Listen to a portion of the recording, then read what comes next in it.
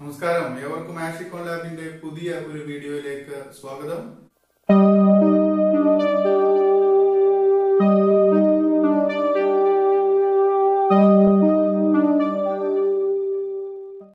+1 economics രണ്ടാമത്തെ chapter Indian economy 1950 to 1990 എന്ന ചാപ്റ്ററിലെ നാലാമത്തെ ടോപ്പിക്കാണ് ഇന്ന് നമ്മൾ വീഡിയോയിൽ ഉൾപ്പെടുത്തിയിരിക്കുന്നത്.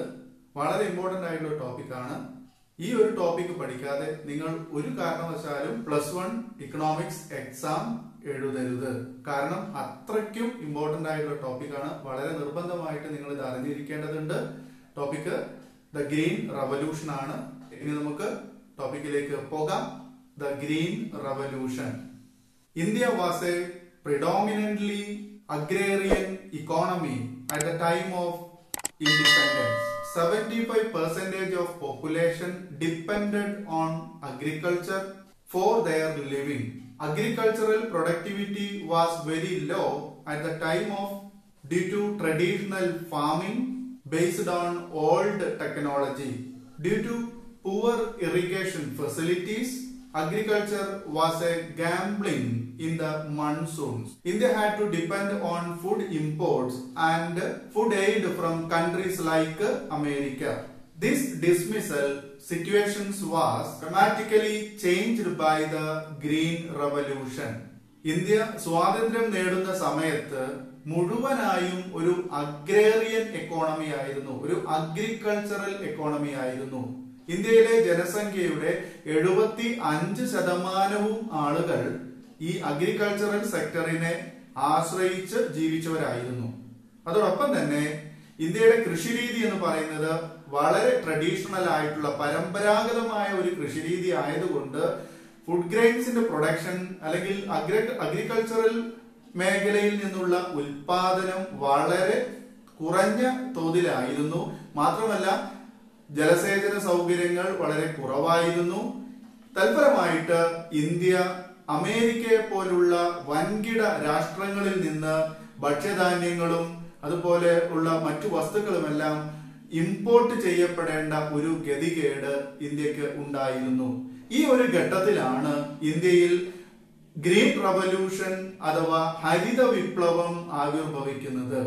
ഇതാണ് ഈ ഹരിത വിപ്ലവം ഉണ്ടായി വരുന്നത് വരെയുള്ള ഒരു സർക്കംസ്റ്റാൻസസ്. ഇന്ത്യയിൽ ഹരിത വിപ്ലവം ഉണ്ടാകുന്നതിന് മുൻപുള്ള അല്ലെങ്കിൽ ഹരിത വിപ്ലവം നടപ്പിലാക്കുന്നതിന് മുൻപുള്ള ഒരു സാഹചര്യം നമ്മൾ ഈ കണ്ടതാണ്. ഓക്കെ, ഇനി എന്താണ് ഹരിത വിപ്ലവം നോക്കാം.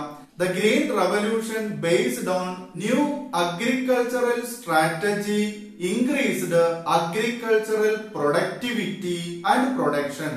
എന്താണ് green revolution based on the new agricultural strategy increased agricultural productivity and production. ഇന്ത്യയിൽ കാർഷിക മേഖലയിൽ ഉൽപാദനം വർദ്ധിപ്പിക്കുക എന്ന ലക്ഷ്യത്തോടു കൂടി ആരംഭിക്കപ്പെട്ട ഒരു മോഡേൺ ഫാമിംഗ് ആണ്, അല്ലെങ്കിൽ ഒരു പുതിയ അഗ്രികൾച്ചറൽ സ്ട്രാറ്റജി തന്ത്രത്തിന് പറയുന്ന പേരാണ് ഗ്രീൻ റവല്യൂഷൻ. മനസ്സിലാക്കി വെക്കുക, വളരെ ഇമ്പോർട്ടന്റ് ആണ്. Green revolution was the agricultural strategy four increasing the production of agriculture. The green revolution was firstly introduced in the world Mexico. Green revolution ലോകത്ത് ആദ്യമായിട്ട് ഇൻട്രൊഡ്യൂസ് ചെയ്തത് മെക്സിക്കോയിലാണ്. ആരാണ് മെക്സിക്കോയിൽ ഗ്രീൻ റവല്യൂഷൻ ഇൻട്രൊഡ്യൂസ് ചെയ്തത്? നോർമൻ ബോർലോങ് എന്ന ഒരു കൃഷി ശാസ്ത്രജ്ഞനാണ് ലോകത്ത് ആദ്യമായിട്ട് ഗ്രീൻ റവല്യൂഷൻ അഥവാ ഹരിത വിപ്ലവം എന്നതിന് തുടക്കം കുറിച്ചത്. മറക്കാതിരിക്കുക. In the world firstly introduced green revolution in Mexico by Norman Borlaug. Okay, മെക്സിക്കോയില് നോർമൻ ബോർലോങ് എന്ന ഒരു കൃഷി ശാസ്ത്രജ്ഞനാണ് ലോകത്ത് ആദ്യമായിട്ട് ഗ്രീൻ റവല്യൂഷൻ അഥവാ ഹരിത വിപ്ലവത്തിന് ആവിർഭാവം നൽകുന്നത്. ഇൻ ഇന്ത്യയിൽ the Green Revolution was firstly introduced by M.S. Swaminathan. ഇന്ത്യയിൽ ഹരിത വിപ്ലവത്തിന് ആവിർഭാവം കുറിച്ചത് MS സ്വാമിനാഥനാണ്. നേരെമറിച്ച് ലോകത്ത് ഹരിത വിപ്ലവത്തിന് ആവിർഭാവം നൽകിയത് മെക്സിക്കോയിലാണ്. നോർമൻ ബോർലോങ് എന്ന ഒരു കൃഷി ശാസ്ത്രജ്ഞനാണ്. രണ്ട് കാര്യവും പഠിച്ചു വെക്കുക. ഒബ്ജക്റ്റീവ് ടൈപ്പില് നമുക്ക് സാധ്യത കൂടുതലാണ്. ക്ലിയർ അല്ലേ? നമ്മൾ പറഞ്ഞതൊക്കെയായിരുന്നു. ഇന്ത്യയിൽ ആദ്യമായി ഹരിത വിപ്ലവം നടപ്പിലാക്കിയത് MS സ്വാമിനാഥനാണ്.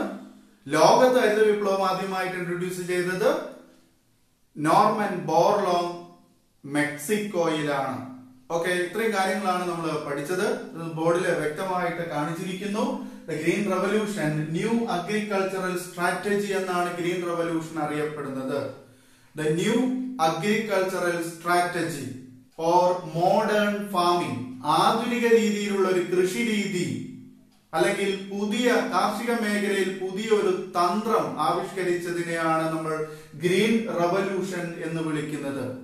Green revolution in the world മെക്സിക്കോയിലാണ് നടപ്പിലാക്കിയത്. Green revolution was firstly introduced by Norman Borlaug in Mexico and in India MS Swaminathan. ഇന്ത്യയിൽ MS സ്വാമിനാഥനാണ്. Okay, the next what are the ingredients of green revolution? നോക്കാം.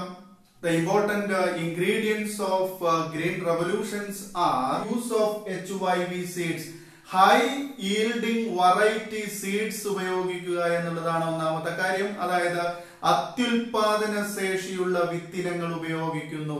ഹരിത വിപ്ലവം നടപ്പിലാക്കണമെങ്കിൽ, ഹരിത വിപ്ലവം എന്താണ്? ഹരിത വിപ്ലവം എന്ന് പറയുന്നത് പ്രൊഡക്ഷൻ ഇൻക്രീസ് ചെയ്യുന്നതിന് വേണ്ടി അഗ്രികൾച്ചറൽ സെക്ടറിലെ പ്രൊഡക്ഷൻ ഇൻക്രീസ് ചെയ്യുക എന്നതാണ് ഹരിത വിപ്ലവം. ആ ലക്ഷ്യം പൂർത്തീകരിക്കണമെങ്കിൽ അതിൽ നമ്മൾ ഇവിടെ പറയുന്ന ഈ ഇൻഗ്രീഡിയൻസ് ഒക്കെയാണ് ഉപയോഗിക്കേണ്ടത്.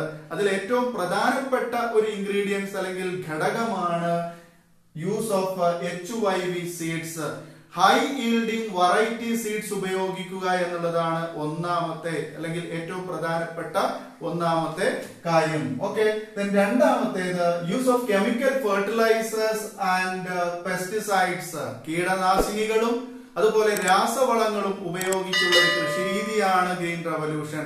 നമ്മുടെ പരമ്പരാഗതമായിട്ടുള്ള ഒരു രീതിയിൽ നിന്ന് വളരെ വ്യത്യസ്തമാണ്. മോഡേൺ ഫാമിംഗ് ആണ്. മോഡേൺ ഫാമിംഗിൽ നമ്മൾ ഹൈ ഈൽഡിംഗ് വെറൈറ്റി സീഡ്സ് ഉപയോഗിക്കുന്നു. രണ്ടാമതായിട്ട് ഫെർട്ടിലൈസേഴ്സ് ആൻഡ് പെസ്റ്റിസൈഡ്സ് ഉപയോഗിക്കുന്നു. രാസവളങ്ങളും കീടനാശിനികളും ഉപയോഗിക്കുന്നു. മൂന്നാമത്തത് use of modern implements like tractors, pump sets etcetera. അല്ലെ, ട്രാക്ടറുകൾ ഉപയോഗിക്കുക, പമ്പ് സെറ്റുകൾ ഉപയോഗിക്കുക തുടങ്ങിയ ആധുനിക സജ്ജീകരണങ്ങൾ, മോഡേൺ ഇംപ്ലിമെന്റ്സ്, ആധുനിക രീതിയിലുള്ള സജ്ജീകരണങ്ങൾ, സൗകര്യങ്ങൾ കൃഷിയിടങ്ങളിൽ ഉപയോഗിക്കുന്നു എന്നുള്ളതാണ് മൂന്നാമത്തെ ഇൻഗ്രീഡിയൻസ്. നാലാമത്തെ കാര്യം ഇറിഗേഷൻ ഫെസിലിറ്റീസ് ആണ്. ജലസേചന സൗകര്യങ്ങൾ നിർബന്ധമാണ്. കനാലുകളിലൂടെയോ അല്ലെങ്കിൽ തടാകങ്ങൾ നിർമ്മിച്ചോ ഇവയിൽ നിന്നൊക്കെ വെള്ളം കൃഷി സ്ഥലത്തേക്ക് പമ്പ് ചെയ്യുന്നതിന് വേണ്ടി നമ്മൾ നേരത്തെ പറയണ്ടായി. Implements like pump sets use ചെയ്യണമെന്ന് പറയണ്ടായി. അപ്പൊ അത്തരം പമ്പ് സെറ്റുകൾ യൂസ് ചെയ്യുമ്പോൾ നിർബന്ധമായും ഇറിഗേഷൻ ഫെസിലിറ്റീസ് ആവശ്യമാണ്. അതുപോലെ credit facilities to farmers at low rates of interest. നമുക്കറിയാം ഇന്ത്യയിലെ കർഷകരിൽ കൂടുതലും പാവങ്ങളായിട്ടുള്ളവരാണ്, ദരിദ്രരായിട്ടുള്ളവരാണ്. അപ്പൊ ഇത്തരം ആളുകൾക്ക് ഈ ഒരു കൃഷി രീതി അവലംബിക്കണമെങ്കിൽ തീർച്ചയായും അവർക്ക് പണത്തിന് ആവശ്യമുണ്ടായിരിക്കും. ആ പണം എങ്ങനെ സ്വരൂപിക്കാമെന്നാണ് പറയുന്നത്. ക്രെഡിറ്റ് ഫെസിലിറ്റീസ് ഒരുക്കുന്നു, വായ്പാ പദ്ധതികൾ നൽകുന്നു. ക്രെഡിറ്റ് ഫെസിലിറ്റീസ്, വായ്പാ സൗകര്യങ്ങൾ അനുവദിക്കുന്നു. എന്തിനു വേണ്ടിയിട്ട്? Farmers at low rates of interest, ഏറ്റവും കുറഞ്ഞ പലിശ നിരക്കിൽ കർഷകർക്ക് ക്രെഡിറ്റ് സൗകര്യങ്ങൾ, വായ്പാ സൗകര്യങ്ങൾ ഒരുക്കി കൊടുക്കുന്നു. എന്തിനു വേണ്ടി? HYV സീഡ്സ് വാങ്ങുന്നതിന് വേണ്ടിയോ, കെമിക്കൽ ഫെർട്ടിലൈസേഴ്സ് അല്ലെങ്കിൽ പെസ്റ്റിസൈഡ്സ് വാങ്ങുന്നതിന് വേണ്ടിയോ, അതല്ലെങ്കിൽ മോഡേൺ ഇംപ്ലിമെന്റ്സ് ആയിട്ടുള്ള പമ്പ് സെറ്റുകളോ ട്രാക്ടറുകളോ വാങ്ങുന്നതിന് വേണ്ടി ഒക്കെ ഈ കർഷകർക്ക് ഹരിത വിപ്ലവത്തിലെ ഇത്തരം കാര്യങ്ങൾ നടപ്പിലാക്കുന്നതിന് വേണ്ടി ഏറ്റവും കുറഞ്ഞ നിരക്കിൽ അവർക്ക് ക്രെഡിറ്റ് ഫെസിലിറ്റീസ് ഒരുക്കി കൊടുക്കുന്നു. ഓക്കെ, അപ്പൊ വളരെ ഇമ്പോർട്ടന്റ് ആയിട്ടുള്ള ഒരു ഭാഗമാണ് ഇപ്പൊ നമ്മൾ പറഞ്ഞത്. എന്താണത്? the ingredients of the green revolution. Green revolution നടപ്പിലാക്കണമെങ്കിൽ അതിൽ ഉൾപ്പെടുത്തേണ്ട പ്രധാനപ്പെട്ട ഘടകങ്ങൾ ഏതൊക്കെയാണെന്നാണ് നമ്മൾ പറഞ്ഞത്. 5 പ്രധാനപ്പെട്ട ഘടകങ്ങൾ ഇവിടെ കാണിച്ചു. ഒന്നാമത്തേത് use of high yielding variety seeds ആണ്. രണ്ടാമത്തേത് use of chemical fertilisers and pesticides. മൂന്നാമത്തേത് use of modern implements like tractors, pump sets etcetera. നാലാമത്തേത് ഇറിഗേഷൻ ഫെസിലിറ്റീസ്. അഞ്ചാമത്തേത് credit facilities to farm at low rates of interest. Clear അല്ലേ? ഹരിത വിപ്ലവത്തിന്റെ ഘടകങ്ങൾ ഉപയോഗിച്ചുകൊണ്ട് ഇന്ത്യയിൽ 2 ഘട്ടങ്ങളിലായിട്ടാണ് ഹരിത വിപ്ലവം നടപ്പിലാക്കിയത്. അതിൽ 2 ഘട്ടങ്ങൾ അറിയപ്പെടുന്നത് ഒന്നാം ഘട്ടം, രണ്ടാം ഘട്ടം. That means first stage and second stage എന്നിങ്ങനെയാണ്. In the first stage Green Revolution was firstly introduced in India, Punjab, Tamil Nadu and Andhra Pradesh. അതായത് ഇന്ത്യയിൽ ഹരിത വിപ്ലവത്തിന്റെ ഒന്നാം ഘട്ടം നടപ്പിലാക്കിയത് പഞ്ചാബ്, അതുപോലെ തമിഴ്നാട്, ആന്ധ്രാപ്രദേശ് തുടങ്ങിയ സ്റ്റേറ്റ്സുകളിലാണ്. ഒന്നാം ഘട്ടം 1965 മുതൽ 75 വരെ നടപ്പിലാക്കിയത് പഞ്ചാബ്, തമിഴ്നാടു, ആന്ധ്രാപ്രദേശ് തുടങ്ങിയുള്ള സ്റ്റേറ്റുകളിലാണ്. ഒന്നാം ഘട്ടത്തിൽ പ്രധാനമായും ഹരിത വിപ്ലവത്തിൽ കൃഷി ചെയ്തത് വീറ്റ് ആയിരുന്നു, ഗോതമ്പായിരുന്നു. ഒന്നാം ഘട്ടത്തിലൂടെ ഇന്ത്യയിലെ കാർഷിക മേഖലയിലെ ഉൽപാദനത്തിൽ ഒരു കുതിച്ചുചാട്ടം ഉണ്ടാക്കാൻ സാധിച്ചു. തൽഫലമായി ഇന്ത്യ ഹരിത വിപ്ലവത്തിന്റെ രണ്ടാം ഘട്ടത്തിലേക്ക് പ്രവേശിക്കുകയും അങ്ങനെ 1975 മുതൽ 85 വരെയുള്ള 10 വർഷ കാലയളവിൽ വീറ്റിനെ കൂടാതെ, ഗോതമ്പിനെ കൂടാതെ റൈസ് കൂടി ഉൽപ്പാദിപ്പിക്കാൻ ശ്രമം നടത്തുകയും ചെയ്തു. ഇത് നേരത്തെ സൂചിപ്പിച്ച സ്റ്റേറ്റുകളിൽ കൂടി അല്ലാതെ ഇന്ത്യയിലെ ഒട്ടുമിക്ക സ്റ്റേറ്റുകളിലേക്കും കൂടുതൽ സ്റ്റേറ്റുകളിലേക്ക് ഇത് വ്യാപിപ്പിക്കുകയുണ്ടായി. തൽഫലമായി ഇന്ത്യക്ക് വലിയൊരു ഫുഡ് ഗ്രെയിൻ സ്റ്റോക്ക് ഉണ്ടാക്കിയെടുക്കാൻ സാധിച്ചു. ഒപ്പം തന്നെ മറ്റു രാജ്യങ്ങളിലേക്ക് ഭക്ഷ്യധാന്യങ്ങൾ ഉയർന്ന തോതിൽ വിതരണം ചെയ്യാൻ സാധിക്കുകയുണ്ടായി. ഉവേഴ്സ് ആയിട്ടുള്ള രാജ്യത്തിലെ ജനങ്ങൾക്ക് വളരെ കുറഞ്ഞ വിലയ്ക്ക് ഭക്ഷ്യധാന്യങ്ങൾ വിൽപ്പന നടത്താനും ഇതുമൂലം സാധിച്ചു. അപ്പൊ നമ്മൾ പഠിച്ചത് ഹരിത വിപ്ലവം എന്താണ്, ഹരിത വിപ്ലവത്തിന്റെ ഇൻഗ്രീഡിയൻസ് എന്തൊക്കെയാണ്, അതുപോലെ ഹരിത വിപ്ലവം ഇന്ത്യയിലെ 2 ഘട്ടങ്ങളിലായി നടപ്പിലാക്കി. ഇത്രയും കാര്യങ്ങളാണ് നമ്മൾ ഹരിത വിപ്ലവത്തിന്റെ ഭാഗമായിട്ട് പഠിച്ചത്. വളരെ ഇമ്പോർട്ടന്റ് ആയിട്ടുള്ള ഭാഗമാണെന്ന് ഞാൻ നേരത്തെ സൂചിപ്പിക്കേണ്ടായി. നിർബന്ധമായി നിങ്ങൾ പഠിച്ചിരിക്കേണ്ടതാണ്. ഈ ഭാഗം നിങ്ങൾക്ക് ഇഷ്ടപ്പെട്ടിരിക്കുമെന്ന് കരുതുന്നു. തീർച്ചയായും ലൈക്ക് ചെയ്യാൻ മറക്കരുത്. ആദ്യമായി വീഡിയോ കാണുന്നവരുണ്ടെങ്കിൽ സബ്സ്ക്രൈബ് ചെയ്യണം. അതോടൊപ്പം കാണുന്ന ബെല്ലൈക്കൺ ഓൾ എന്ന് എനേബിൾ ചെയ്ത് കഴിഞ്ഞാൽ ഇനി വരുന്ന എല്ലാ പുതിയ വീഡിയോസും നിങ്ങൾക്ക് നേരിട്ട് നോട്ടിഫിക്കേഷനായി ലഭിക്കുന്നതായിരിക്കും. ഒപ്പം തന്നെ നിങ്ങളുടെ സുഹൃത്തുക്കളുമായി വീഡിയോ ഷെയർ ചെയ്യുക. നിങ്ങളുടെ വിലയേറിയ കമന്റുകൾ രേഖപ്പെടുത്തുക. ഓക്കെ സ്റ്റുഡൻസ്, ഇനി നമുക്ക് വീണ്ടും പുതിയൊരു വീഡിയോയുമായി കണ്ടുമുട്ടാം. അതുവരേക്കും എല്ലാവർക്കും നന്ദി, നമസ്കാരം.